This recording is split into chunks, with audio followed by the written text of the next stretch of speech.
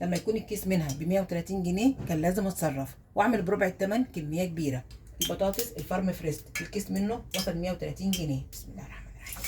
النهارده ان شاء الله بربع الثمن هعمل اكبر كميه من الفارم فريست.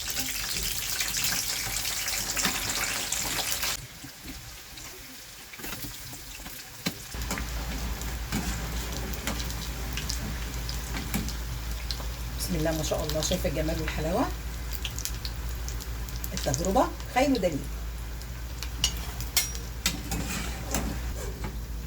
شايفه الجمال والحلاوه، وكمان سمع صوت القرمشه. سمع صوت القرمشه. احلى واوفر ما بتشتريها من بره، عشان انت اللي هتعمليها بايديكي. وبحط عليها رشه من بهارات البطاطس. بسم الله الرحمن الرحيم. وبهارات البطاطس عباره عن ملح وفلفل وتوم بودره وبصل بودره وبابريكا وكاري بنسب متساويه ما عدا الملح بزياده شويه، وهتخلطيهم مع بعضهم وبتحفظيهم في برطمان. ويلا بينا نشوف فرصه البطاطس الحلوه دي ازاي. يلا بينا. السلام عليكم ورحمه الله وبركاته. ازيكم يا بنات؟ عاملين ايه؟ يا رب تكونوا بخير. النهارده ان شاء الله هستغل فرصه ان البطاطس رخيصه في السوق، وهفرز معاكم البطاطس للتحمير. سحور رمضان ما يحلاش من غيرها. كل سنه وانتم طيبين، اعاد الله عليكم بالخير واليمن والبركات. فرزت قبل كده 5 كيلو من البطاطس، والنهارده ان شاء الله هفرز معاكم 3 كيلو من البطاطس للتحمير. جبت البطاطس وقشرتها وغسلتها وقطعتها. وبتقطعي البطاطس محمله شويه عشان تستحمل التفريز. وبعد ما تقطعي البطاطس بتنقعيها في ميه عشان لونها ما يغيرش. هاتي بطاطس التحمير او بتجيبي البطاطس الرمليه اللي مزروعه في الرمله الصفراء. ولو انت مش متاكده من البطاطس بتجيبي بطاطسايه وبتقشريها وبتغسليها وبتقطعيها صوابع وهتحمريها. لو لقيت البطاطسايه من بره لونها ذهبي ومقرمشه ومن جوه طريه، يبقى كده البطاطس بتاعتك حلوه للتحمير، هتكون معاكي حلوه في التخزين. هبدا بسم الله الرحمن الرحيم، وهقشر معاكم البطاطس وهقطعها. بقشرت البطاطس، بقشر البطاطس. وقشرة البطاطس بتكون سهلة في التقشير، أفضل من السكينة.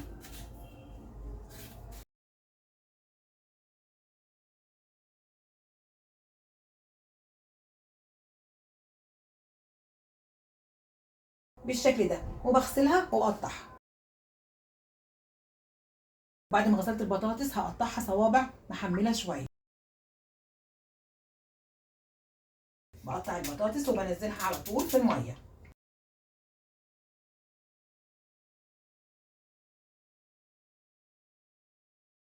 بتكون بالشكل ده محملة شوية، هقطعها صوابع. هتقطعيها صوابع محملة بالشكل ده. ممكن تحطي صوابع البطاطس الصغيرة في كيس لوحده، بس كيس البطاطس الجاهز بيكون ملخبط صوابع البطاطس الصغيرة مع صوابع البطاطس الكبيرة. وممكن تسوي أصابع البطاطس عشان أصابع البطاطس تكون كلها سوا واحد زي الجاهزة. وخلصت تقشير وتقطيع البطاطس، وأول حاجة هعملها في البطاطس هاخد البطاطس واغسلها. وبعد ما غسلت البطاطس بضيف لها نص كوباية من الخل. وبسيب البطاطس منقوعة في المية والخل نص ساعة. وبعد نص ساعة باخد البطاطس واصفيها من المية والخل. بسم الله. حطيت حلة على البوتاجاز وفيها مية، وهحط فيها معلقة كبيرة من النشا عشان البطاطس لونها ما يغيرش ولا تصفر ولا تسود. بسم الله الرحمن الرحيم. بقلب النشا في المية وبشغل البوتاجاز. بسم الله الرحمن الرحيم. وهسيب المية لغاية لما تغلي. المية هتبدأ تغلي، هضيف لها معلقة كبيرة ملح، وبضيف كمان فنجان خل. هنزل في المية المغلية بكمية من البطاطس، ما بنزلش البطاطس كلها.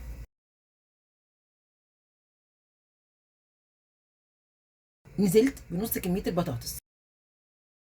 البطاطس بتقعد في المية السخنة قد ايه؟ 3 دقايق بس. احنا عاوزينها بطاطس متماسكة مش بطاطس مسلوقة.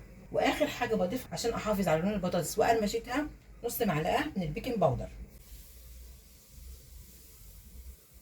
كل الاضافات اللي ضفتها عشان نحافظ على لون البطاطس وقرمشتها. البطاطس بتاخد قد ايه على النار؟ 3 دقايق بس. يا دوب الميه هتبدا تغلي كده. خلاص الميه بدات تغلي، بشيل البطاطس وبحطها في ميه فيها تلج عشان اوقف سوى البطاطس. الرحمن الرحيم.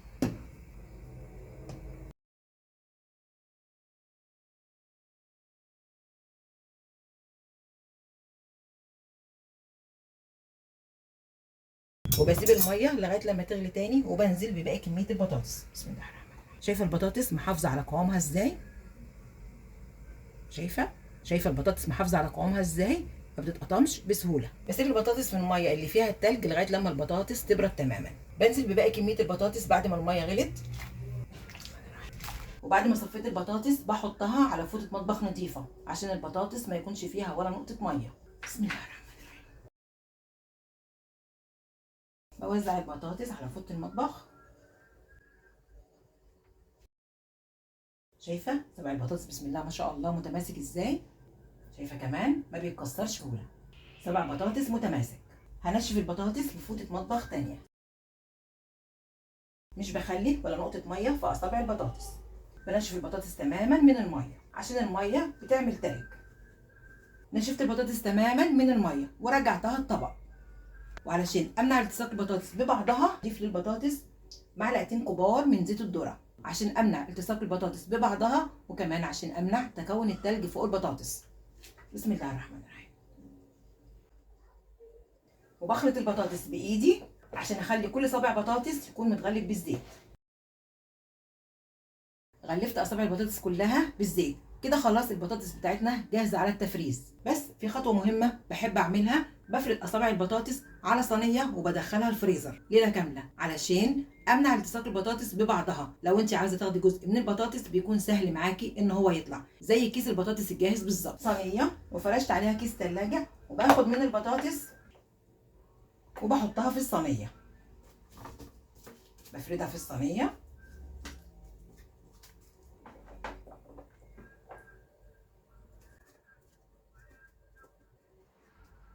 ما بخليش بطاطسايه فوق بعضها بالشكل ده، وبفرد عليها كيس تلاجة تاني. هحط كمية تانية من البطاطس في الصينية،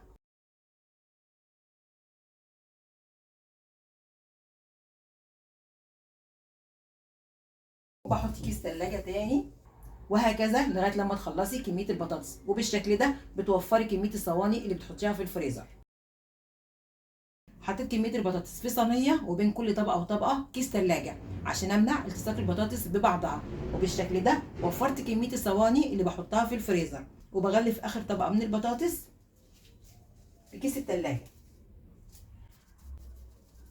وكمان بغلف الصينية كلها في كيس التلاجة بالشكل ده. وبدخل صينيه البطاطس الفريزر ليله كامله او لغايه لما البطاطس تتجمد. هدخل اصابع البطاطس الفريزر، ولما تتجمد هرجع اوريكم شكلها النهائي. تعالوا نشوف البطاطس بعد ما عدى عليها ليله في الفريزر. بسم الله الرحمن الرحيم. بسم الله ما شاء الله. بسم الله ما شاء الله. البطاطس بتاعتنا لونها ما غيرش. بسم الله ما شاء الله، ولا بطاطسايه غامقه ولا بطاطسايه متكسره. بسم الله ما شاء الله. بسم الله ما شاء الله. شايفه الجمال والحلاوه. بطاطس ما فيهاش غلطه. جربي طريقتي في تفريز البطاطس وان شاء الله هتعجبك. شايفه البطاطس ماسكه نفسها ازاي، وكمان البطاطس مش غامقه. شايفه، وكمان ما بتتكسرش، وكمان كل بطاطسايه لوحدها مش لازقه ببعضها. وهحفظ البطاطس في اكياس ثلاجه، وبتحطي كميه البطاطس في كيس الثلاجه حسب رغبتك. بسم الله الرحمن الرحيم. شايفه ما شاء الله كل بطاطسايه لوحدها ازاي.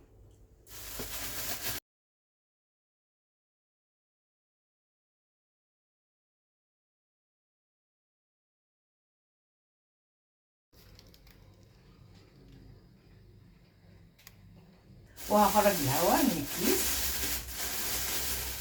وبفرد البطاطس جوه كيس الثلاجه،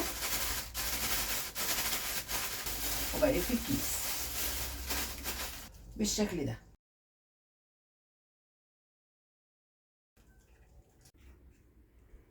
وبسم الله ما شاء الله دي الكميه اللي طلعت من 3 كيلو بطاطس.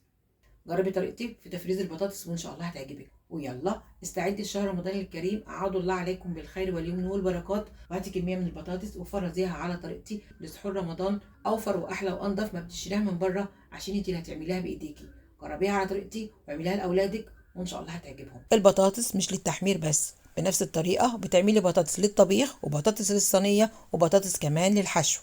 وهتحفظي اكياس البطاطس في الفريزر، وعند الاستخدام هتطلعي كيس البطاطس على التحمير على طول. بتنزليها في زيت ساخن وبتحمريها بألف هنا. وكيس البطاطس سهل انك تاخدي منه اي كميه انت بتفضليها، وهترجعي باقي كيس البطاطس على الفريزر على طول. البطاطس بتاعتنا ما بتفكش، البطاطس بتطلع على الزيت الساخن تتحمر على طول. جربي طريقتي في تفريز البطاطس وان شاء الله هتعجبك. انا بكون حلقتي النهارده عجبتكم، وما تنسوش تعملوا لايك وشير للفيديو، اشتراك للقناه، وتفعيل زر الجرس عشان يوصلك مني كل جديد. كل سنه وانتم طيبين. السلام عليكم ورحمه الله وبركاته.